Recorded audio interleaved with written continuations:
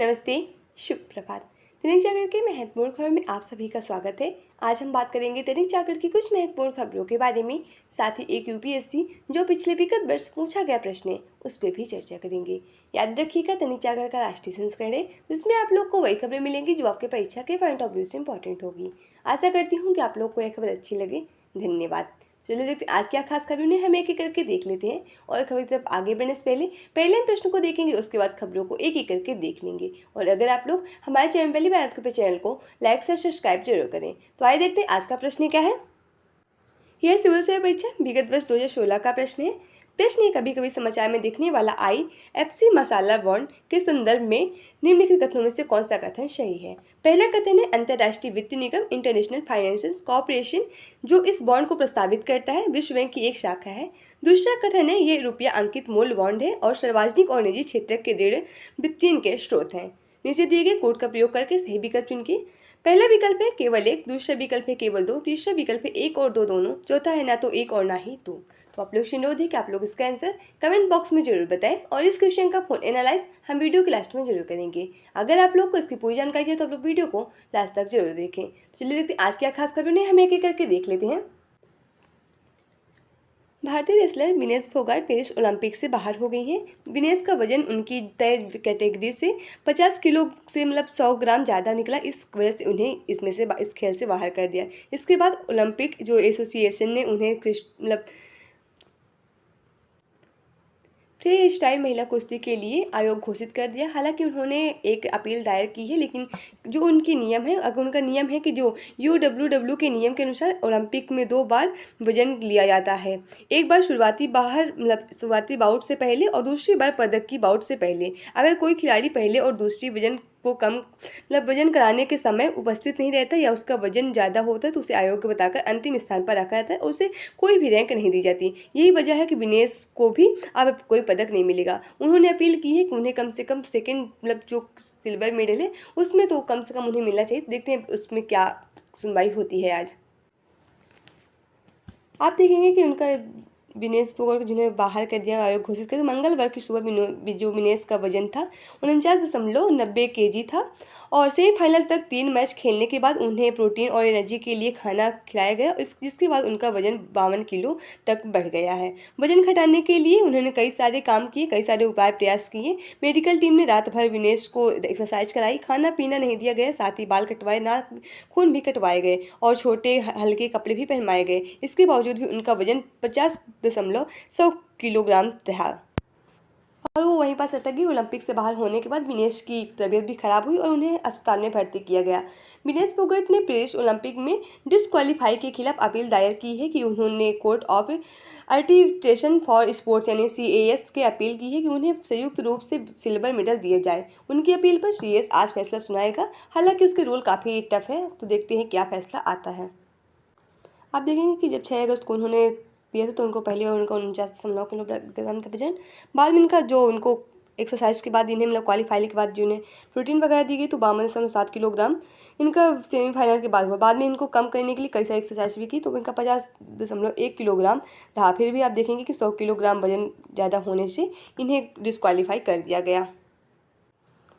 अब आप देखेंगे कि बांग्लादेश की स्थिति काफ़ी ज़्यादा खराब है। बांग्लादेश में अराजक स्थिति, अवामी लीग के 20 नेताओं के शव मिले हैं, 50 पुलिसकर्मियों की मौत हो गई, थाने खाली पड़े हैं और भयग्रस्त हिंदुओं को समझ में नहीं आ रहा कि वो क्या करें। साथ ही भारत ने एक कदम उठाया है कि जो वहाँ रह रहे देखेंगे कि राजनायक हैं जिनकी वहाँ ज़रूरत नहीं है तो उनको वापस लाने के लिए भी कार्य शुरू कर दिया है। आज कार्यभार संभालेंगे नीतीश सरकार। मोहम्मद यूनुस के नेतृत्व वाली सलाहकार परिषद में होंगे 15 सदस्य। यूनुस ने कहा कि देश सम्मान स्थिति कायम करने के लिए प्राथमिकता होगी और प्रेम और शांति से होगा देश का पुनर्निर्माण। ये खालिदा जिया का स्टेटमेंट है। उन्होंने कहा, खालिदा जिया देखेंगे कि बांग्लादेश की पूर्व प्रधानमंत्री भी रह चुकी हैं। आप देखिए बांग्लादेश में कभी कभी ऐसे होता है, देखने को मिलता है कि एक पार्टी अगर सत्ता में है तो दूसरी पार्टी के जो नेता रहते हैं, बड़े नेता, उन्हें जेल में रहते हैं। तो आप देखेंगे कि इन्हें 17 साल का कारावास 2018 में इन्हें जो देखेंगे कि भ्रष्टाचार के मामले में इन्हें आरोप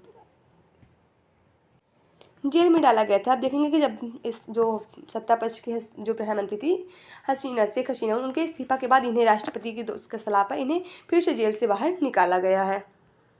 तब तक हम देख लें कि क्या क्या घटना घटी। बांग्लादेश में आर्मी चीफ लौकर उज जमान ने बताया कि 15 सदस्य वाली अंतिम सरकार शपथ लेगी और जिनके चीफ एडवाइजर नोबेल पुरस्कार विजेता मोहम्मद यूनुस होंगे। लंदन में अब देखेंगे कि जो शेख हसीना लंदन में शरण न मिलने के बाद शेख हसीना ने यूएई, सऊदी अरब या फिनलैंड जा सकती हैं। हालांकि उनके जो बेटे हैं जो इस समय यूएस में रह रहे हैं, वाजिद जॉय का कहना है कि उन्होंने किसी दूसरे देश से शरण नहीं मांगी है। बांग्लादेश में हसीना की पार्टी अवामी लीग से जुड़े नेताओं की उनके परिवारों में से सदस्यों की 2900 मिले हैं।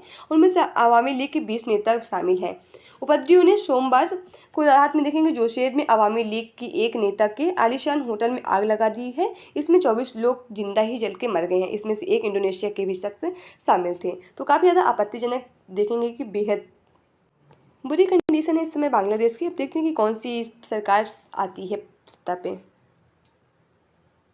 झारखंड में ईडी सीबीआई की जांच के पहले लेनी होगी अनुमति। झारखंड की कार्यपालिका नियमित में 2000 संशोधन की कैबिनेट को दी मंजूरी। अभी हाल ही में झारखंड की जो एक सरकार है उसने कुछ अपने कैबिनेट मिशन में कुछ जो उनकी कार्यपालिका नियमावली है उसमें कुछ संशोधन किए।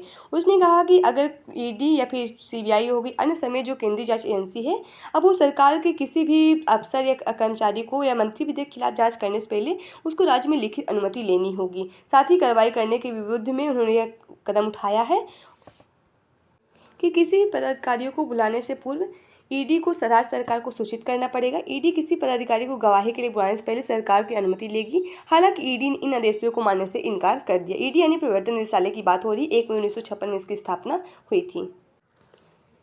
वक्फ एवं वक्फ दोनों की मांग में संशोधन, नकवी कह रहे हैं। आप देखेंगे कांग्रेस में मंथन जारी है, खुलकर वक्फ की वकालत करती नहीं दिख रही है। आप देखेंगे कांग्रेस जो पार्टी सरकार विपक्ष के साथ वो विरोध तो करे लेकिन खुल के इसको सरकार का विरोध नहीं कर रही है। एक तरफ देखेंगे कि उसकी वो पूरी तरह से चुप है कि मुस्लिम को यह संदेश भी नहीं देना चाहती कि वह कुछ कर नहीं रही है, लेकिन कुछ जो क्षेत्रीय विपक्षी दलों को मुख्य नेता इन्हें खुलकर विरोध भी कर रहे हैं।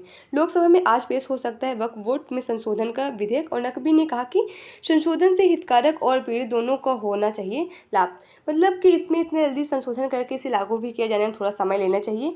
साथ ही आप देखेंगे पूर्व जो अल्पसंख्यक कल्याण मंत्री और भाजपा के वरिष्ठ नेता जो है ना मुख्तार अब्बास नकवी ये कहते हैं कांग्रेस गलत मंशा के साथ राजनीति में वक्फ की संशोधन, वक्फ और वक्फ दोनों की जरूरत है। इससे पहचानते हुए अटल बिहारी वाजपेयी की कार्यकाल में जेएसीपी गठित हुई थी, लेकिन उनके सुझावों में कांग्रेस ने नजरअंदाज किया था। सच्चाई है कि वक्फ में संशोधन के हितधारक और पीड़ित दोनों का लाभ होना और पारदर्शिता आएगी। सीबीआई ने ली अपने हाथ में दिल्ली कोचिंग सेंटरों के हादसे की जांच। 27 जुलाई को भारी बारिश के बाद कोचिंग सेंटर में बेसमेंट में पानी भरने से हुई थी 3 छात्राओं की मौत। उसके बाद देखेंगे सीबीआई की जांच बैठ गई है। सीबीआई ने सेंट्रल ब्यूरो इन्वेस्टिगेशन की बात हो रही है। केंद्रीय जांच ब्यूरो ये देखें एक केंद्रीय जो एजेंसी है ना जांच एजेंसी उसकी बात हो रही है। तो क्या केजरीवाल को दोबारा गिरफ्तार करेगी ईडी? अब देखने 10 ट्रेन जुड़ी खबरें मिलेंगी। हाई कोर्ट की तरफ से आया कि आप देखेंगे कि 12 जुलाई को सुप्रीम कोर्ट ने मनी लॉन्ड्रिंग के मामले में केजरीवाल को अंतिम जमानत दे दी थी, लेकिन आप देखेंगे कि केजरीवाल पर 2 मामले चलते, एक मनी लॉन्ड्रिंग और दूसरा आप देखेंगे कि आबकारी घोटाले। इसमें देखेंगे कि सीबीआई की भी जांच चल रही थी। देखेंगे कि ईडी की तरफ से तो उन्हें जमानत दी गई, लेकिन सीबीआई की जांच 25 जुलाई तक चली थी। उसी बात आ रही कि क्या ईडी फिर से इन्हें गिरफ्तार करेगी। साथ ही ईडी ने कहा कि कई सारे जो अदालत उन्होंने अभी तक साबित नहीं किया कि ईडी का जो गिरफ्तार करना था वो गलत साबित हुआ है। गैर नियोजित औद्योगिक क्षेत्रों का होगा विकास। आप देखेंगे कि दिल्ली में कई सारी ऐसी घटनाएं होती हैं, जैसे पानी का भराव हो गया और जो तरह देखेंगे कई सारी समस्याएं आती हैं, उनसे निपटने के लिए देखेंगे 26 जो गैर नियोजित औद्योगिक क्षेत्रों का विकास होने के बाद क्षेत्र का पुनर्विकास पूरा होने पर उसका फार्मिंग एरिया नियोजित क्षेत्र घोषित कर दिया जाएगा। करीब 6 लाख नौकरियां इससे पैदा होंगी। क्या होगा कि इन बिंदुओं पर इनका काम होगा, कुछ दिए मास्टर प्लान 2041 की ज़रूरतों को ध्यान में रखते हुए लेआउट योजना तैयार करेगी दिल्ली सरकार। लेआउट योजना बनाने में स्थानीय उद्योग एसोसिएशन या सोसाइटी की मदद ली जाएगी। दूसरा है कि औद्योगिक क्षेत्र में हरा भरा स्वच्छ और बेहतर बनाने की दिशा में काम किया जाएगा। आप देखेंगे कि ठंडी के समय में या फिर देखेंगे कि दिल्ली में कितना ज़्यादा प्रदूषण फैलता रहता है। सीवरेज समान अपशिष्ट उपचार संयंत्र पेयजल आपूर्ति औद्योगिक अपशिष्ट निपटान की व्यवस्था में सहयोग को बेहतर किया जाएगा। बुनियादी ढांचा उपलब्ध कराने के लिए डेवलपर्स को भी शामिल किया जाएगा। तीसरा औद्योगिक क्षेत्र की जरूरत के हिसाब से अनुसंधान एवं विकास केंद्र मान्यता प्राप्त टेस्ट लैब और प्रशिक्षण केंद्र, अनुभव केंद्र, tools room, processing centre, business convention centre, कच्चा माल गोदाम, लॉजिस्टिक केंद्र, अन्य सुविधाएं भी उपलब्ध होंगी।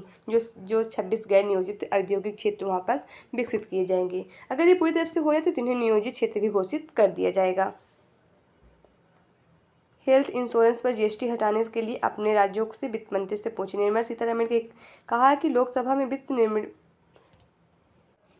मंत्री निर्मला सीतारमण ने कहा कि अपने अपने राज्यों के मंत्रियों के पास प्रदर्शन क्यों नहीं करते हैं कि उनसे पूछें कि क्या जीएसटी जो मतलब 18% जो जीएसटी ले जा रही है, लाभ देखेंगे कि हेल्थ एंड लाइफ इंश्योरेंस के लगाने के, उसमें क्या सही है या गलत।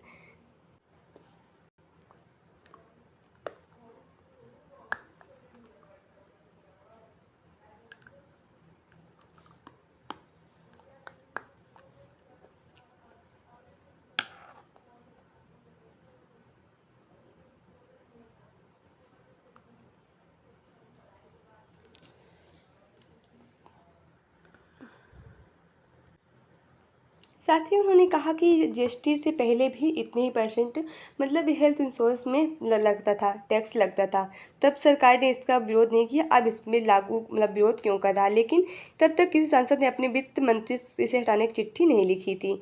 ये संसद के मुद्दे मतलब राजनीतिक रोटी सेक रही। इन्होंने कहा कि इसलिए हो रहा है क्योंकि हमारे एक मंत्री ने इंश्योरेंस पर जीएसटी हटाने की मांग लेकर पत्र किया था। तो कांग्रेस इसका फायदा उठाकर सोचने चाहती है कि मतलब जो आपस में ही मंत्री में मतभेद है उसी पे लेकर काफ़ी ज़्यादा बातें चल रही। जीएसटी की बात करें अगर हम तो ये गुड सर्विस टैक्स की बात है, वस्तु सेवा कर, जिसका अगर हम बात करें कि ये एक अधिनियम 101 के द्वारा जीएसटी को लाया गया था, अप्रत्यक्ष कर की बात होती है। 1 जुलाई 2017 को ये लागू किया गया था। आर्टिकल 246A में इसका प्रावधान है। ये देखेंगे कि 122वां बिल भी था और पहला राज्य जिसने जीएसटी अपने राज्य में लागू किया था वो असम था और अंतिम स्टेट जिसने जीएसटी लागू किया था वो जम्मू कश्मीर था। पहला देश जहाँ ये जीएसटी की शुरुआत हुई तो फ्रांस था, लेकिन जीएसटी वहाँ फ्रांस में VAT यानी वैल्यू एडिशन टैक्स के रूप में जाना जाता है, मूल सर्वाधक टैक्स के रूप में जाना जाता है। भारत का जो जीएसटी का प्रावधान है, जो जीएसटी का स्वरूप है वो जीएसटी कर्नाटक का है। आप देखेंगे कि इसमें जीएसटी के लिए भारत में लाने के लिए विजय केलकर समिति के द्वारा जो हमारे 13वें वित्त आयोग थे उनके द्वारा मतलब उनकी सिफारिश में जीएसटी को भारत में लाया गया था। पंजाब, बंगाल सहित 4 राज्यों में अब तक नहीं लागू हुए RTE कानून। बच्चों की शिक्षा से जुड़े सवाल पर केंद्र ने राज्यसभा में दी जानकारी। राज्यों के अपील है कि बच्चों के हितों के ध्यान में रखते हुए उन्हें जल्द से लागू करें। RTE जो शिक्षा प्रणाली है, देखें राइट टू एजुकेशन की बात हो रही है। इसमें आप देखेंगे कि अनिवार्य शिक्षा मतलब देखेंगे निःशुल्क शिक्षा की बात हो रही है। मतलब 6 से 14 साल के उम्र के सभी बच्चों को नज़दीकी के स्कूल में निःशुल्क शिक्षा देने की बात हुई है। लेकिन अभी कुछ जो राज्य उनमें नहीं लागू, जैसे पंजाब, पश्चिम बंगाल, केरल और तेलंगाना ऐसे राज्य जिनमें यह कानून लागू नहीं हुआ है। उसी में से अभी देखेंगे कि मतलब सरकारों से अपील की जा रही है कि वो जल्द जल्द इन कानूनों को अपने राज्य में लागू करें। पाठ्य पुस्तकों संविधान की प्रस्तावना हटाने पर राज्यसभा में तीखी बहस। अब देख रहे हैं कि जो NCERT की बुक में कुछ संशोधन हो रहे हैं, उसी पे लेके बहस चल रही है इस समय कि देखने के शीतकालीन तो हिमांशु सत्र चल रहा है, उसमें काफ़ी ज़्यादा बहस चल रही है कि जो सत्ता पे सरकार है वो NCERT बदलाव के साथ साथ जो संविधान की प्रस्तावना है जो बुक के पहले पेज में लिखा है उसे हटाना चाहती है। लेकिन आप देखेंगे कि जो केंद्रीय शिक्षा मंत्री धर्मेंद्र प्रधान उन्होंने कहा कि आप अगर किसी अफवाह की जगह तथ्यों पर विचार करें तो ज़्यादा सही होगा। किसी अफवाह पर विश्वास करने से पहले तथ्य की ओर जरूर ध्यान दें। अब पढ़ाए जाएंगे चंद्रयान सहित देश पर गर्व करने वाली कहानियाँ। देखें तीसरी और छठी कक्षाओं के लिए NPP यानी राष्ट्रीय नई शिक्षा नीति जो लागू की है उसके तहत तैयार नए पाठ्यक्रम पुस्तकें की जारी है। इस सत्र में इन किताबों को पढ़ने से पढ़ सकेंगे बच्चे और अन्य कक्षाओं में भी किताब जल्द उपलब्ध की जाएंगी। मार्केट में बुक आ चुकी हैं, जल्दी से जल्द इनको स्कूल में भी लाई जाएंगी।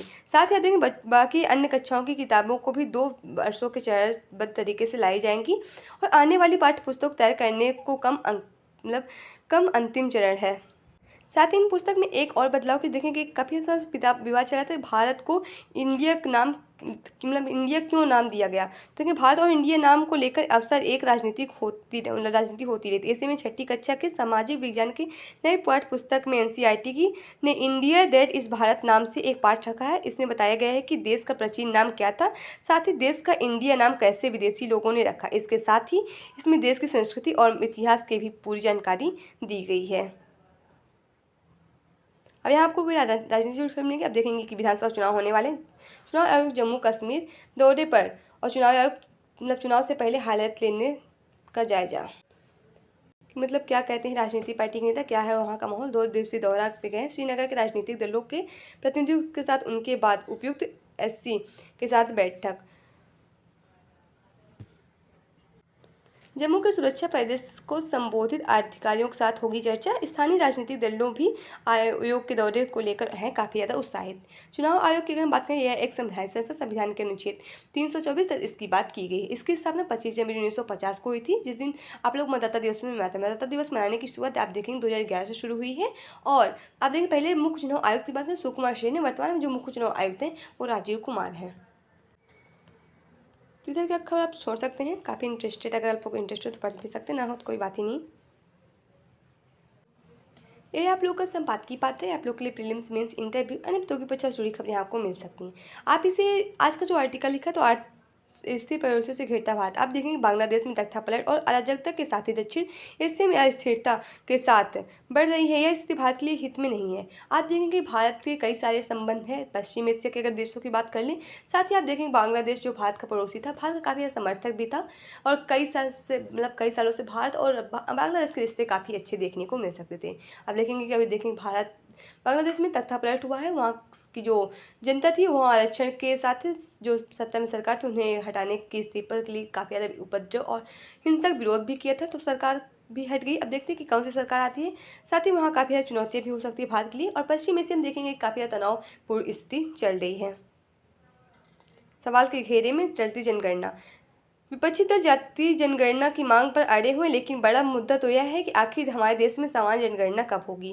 देखिए पिछला काफ़ी विलम्ब हो चुका है कि 2011 के बाद हमारे देश में जनगणना नहीं कराई गई है। जनगणना केवल जनसंख्या वृद्धि तय करनी है, बल्कि देश की नीतियाँ तय करने के लिए व्यापक सामाजिक आर्थिक डाटा प्रदान करती है। इसका डाटा का उपयोग नीति निर्माण के अलावा आर्थिक नियोजन और विभिन्न प्रशासनिक उद्देश्यों के लिए भी किया जाता है। जनगणना की आप देखेंगे 2011 के बाद 2021 में होनी जनगणना, लेकिन कोरोना महामारी के बाद जनगणना को रोक दिया गया था, स्थगित कर दिया गया था। लेकिन उसके बाद भी जनगणना का कोई प्रारूप नहीं है कि कब इसकी जनगणना होगी। साथ ही देखेंगे विपक्षी जो दल है कि जातिगत जनगणना के लिए जुड़ी है, लेकिन पूरी जो जनगणना भारत की होती है उस जनगणना की बात कोई नहीं कर रहा है। और पहली बार जो जनगणना हुई थी 1872 में हुई थी लॉर्ड मैकाले के समय में, लेकिन पूर्ण रूप से जनगणना नहीं हुई थी, सभी लोग उसकी गिनती नहीं हो पाई थी। बाद में देखेंगे 1881 में पहली बार जनगणना पूर्ण रूप से हुई थी, उसके हर 10 साल बाद जनगणना होना शुरू हो गया था। 1951 में पहली बार स्वतंत्र रूप से जनगणना भारत में कराई गई थी। और 2021 की जनगणना के मुताबिक भारत की जो जनसंख्या थी 121 करोड़ थी। अब देखेंगे कि भारत की जनसंख्या काफ़ी वृद्धि हो गई है। अब देखेंगे कि चाइना को भी ओवरटेक कर रहा है। बाजार में लौटी तेजी, सेंसेक्स 1875 अंक चढ़ा। धातु और बाजार शेयर में जमकर हुई खरीदारी। एनएसई का निफ्टी एक बार फिर 24,000 अंक पार गया। यूरोप के प्रमुख बाजारों में ही रही तेजी। मंगलवार को बढ़ते के साथ बंद हुए अमेरिकी बाजार। इंडेक्स का लाभ फिर से लागू किए जाने से रियल एस्टेट से जुड़ी कंपनियों में शेयर बाजार में तेजी।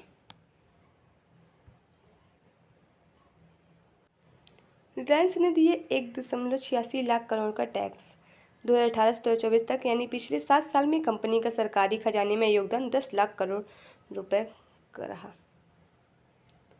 अभी आपको अंतर्राष्ट्रीय खबर मिलेंगे। इजराइल बोला हमास के नए प्रमुख जो बने हैं यहाँ को जिंदा या मुर्दा पकड़ना उनका लक्ष्य है। अमेरिका ने कहा कि पश्चिम एशिया में तनाव न बढ़ाए इजराइल व ईरान। इजराइल सेना फिलिस्तीनी बेनेत हेज़ोन को खाली करने का फरमान जारी कर दिया है। अभी देखेंगे कि जो हमास के एक नए प्रमुख बनाए गए हैं वो यहाँ को जिंदा या मुर्दा पकड़ने का लक्ष्य देख रहे हैं कि भारत और इजराइल का है। आप देखेंगे इस्माइल हनिया की मृत्यु के बाद नए प्रमुख बनाए गए ना, उन्हीं की बात हो रही है।